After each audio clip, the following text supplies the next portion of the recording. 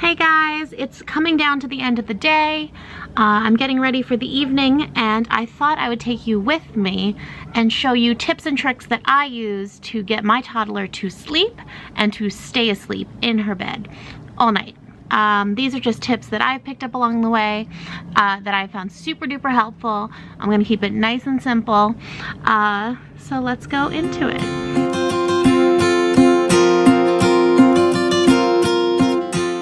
My first big tip is routine. You have to have a routine. You have to have simple steps that go over and over and over again that happen no matter what. Those are so helpful, especially for toddlers, because they know what to expect then. My kid knows she goes in the bath, she comes out, we put her lotion on, we get her PJs on, and we read a book and then bed. So I don't know. Routine is so essential for the developing mind. It's so essential for toddlers. Obviously, if your kid is extra super tired and it's a day outside your normal routine, you went to see Santa, you went to grandma's 90th birthday party, you could skip a few steps. You know, you don't have to put on lotion every time. But the routine really is essential for cueing the internal clock to say, oh, it's bedtime. I know what I'm doing. It's okay. My first tip is this. It is the Zectro fan. It does white noise. It does fan noise. It has a very high volume and a power button that's easy to turn on and off. So when we are going to bed,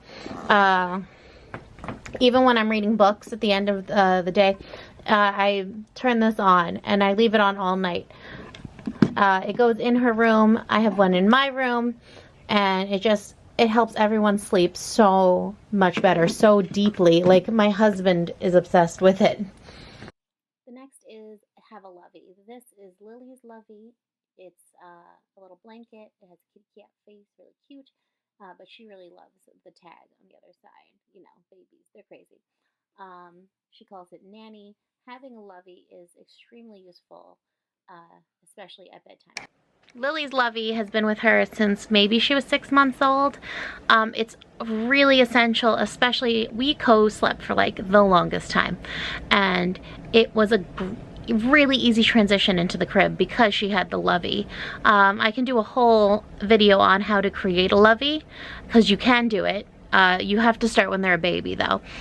You don't start with a toddler. But if you have a toddler who prefers a certain blanket or a certain stuffed animal, just keep putting it with them at night. Keep putting it with them in the crib. Keep putting it with them in their bed. Keep it with them during nap time, and it will eventually become the lovey. Also, the second your kid becomes attached to something like what my baby calls Nanny, buy two. Buy two. Trust me, buy two. Buy two, put one in the closet, just in case. Because you will go on vacation, you will go to the park, you will go somewhere, and then Nanny will disappear. Trust me. My other tip is books, okay? So I said that we read books every night before bed, but the books that I put in the bedtime bin, as opposed to the daytime bin, are completely different, and here's why. So nighttime books are different than daytime books. Daytime books have you get up, they show off skills, they're asking you to demonstrate something. Nighttime books are simple, repetitive, rhyming, lyrical almost, calming. So I'm gonna give you some examples. These are two of Lily's favorite nighttime books. It is I Took the Moon for a Walk and 10 Little Fingers, 10 Little Toes by Helen Oxbury. And the other book is amazing too. This one is completely repetitive. It has babies and it's body parts, but it's repetitive, repetitive, repetitive. The 10 little fingers, 10 little toes. 10 little fingers, 10 little toes. 10 little fingers, 10 little toes. And for the most part, the pictures are very minimalist. It's not a lot of bright colors and asking her to do things. So the repetitiveness is what really matters with a bedtime book. And this is one of my favorites. She actually could read it by herself if I let her go. But yeah, it's very sweet, kind book, and it's very short, which is also a plus. The other book is I Took the Moon for a Walk by Carolyn Curtis and Allison J. This is also another repetitive book. All they do is talk about how they took the moon for the walk, took the moon for a walk, and the pictures are very calming and minimalist too. Also, it's a very lyrical book. It's very beautiful, almost song-like book, and it is definitely one of our favorites. So again, the importance of a bedtime book is repetitive and calming. You want kids to be getting ready for bed, not getting ready to run around the room. And there we go. I actually got this one from a children's book club, which I will do a whole other post about. Okay, my next tip of sleep is pajamas. These are Lily's pajamas for tonight. They're footy pajamas and they're fleece. Now, you wouldn't think pajamas would be something you really need to think about, but they are. So, when Lily was like, I don't know, 9 months old, she kept waking up at 3 a.m. And for the life of me, I could not figure out why she kept waking up at 3 a.m. It was making me insane. I get up at 5 every day regardless, but I was like, why is she waking up at 3 a.m.? Now, it turns out, after some investigation, our heat kicks off at about 2:30, which means the coldest time in the entire house is 3. Between the house and outside, the temperature dips as well around 3. So she was waking up because she was cold. It didn't matter how many blankets were there. If she was not in warm pajamas, she was waking up. The same thing goes for summer. It gets really hot in our house. So we can't, even with the air conditioner on, it gets hot. So mind the temperature in your house, mind your kids' temperature, and make sure the pajamas match the temperature. My next tip is make sure your house is dark. And I mean like really dark. Get the blackout curtains, get the curtains for the curtains, you know, layer curtains if you need to. Put newspaper over your windows like a crazy person. You need a dark room. It helps, it keeps them, you know, it starts the melatonin in the evening. It really, really, really keeps them asleep at night. Trust me.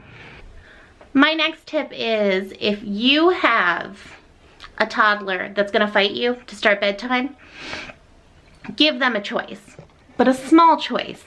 Now, don't say, oh, do you wanna take a bath? Because the answer is gonna be no.